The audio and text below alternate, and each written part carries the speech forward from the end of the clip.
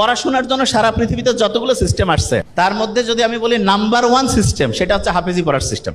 কিভাবে সেটা বলি, যে কোনো শিক্ষার্থী যে কোনো সময় সেরা স্টুডেন্ট হইতে পারে। জাস্ট একটা ফর্মুলা লাগবে। ধরা যাক সে আজকে থেকে পড়া শুরু করছে, এখন যা পড়বে 1 ঘন্টা পরে কিন্তু 56% জিনিস সে ভুলে যাবে, একদিন পরে 70% ভুলে যাবে, 1 সপ্তাহ পরে 80% ভুলে যাবে। তার মানে আমরা যা কিছু পড়ি, যা কিছু শুনি, 80% জিনিস 7 দিন পরে নাই। অথচ কোরআন শরীফ যারা পড়ে তারা দেখা যায় যে গোটাল কোরআনের 30টা পারা একদম A to Z মুখস্থ না। তারা কিভাবে খেয়াল রাখে?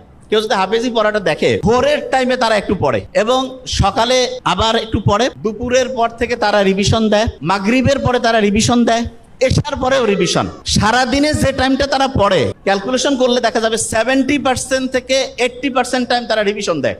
এবং ইন্টারন্যাশনালি বলতেছে যে একটা স্টুডেন্ট অসাধারণ হবে যদি সে দৈনিক যে পরিমাণ টাইম পড়ে তার 70% টাইম সে যদি রেগুলার রিভিশন দেয়, তাহলে সে অসাধারণ স্টুডেন্ট হবে।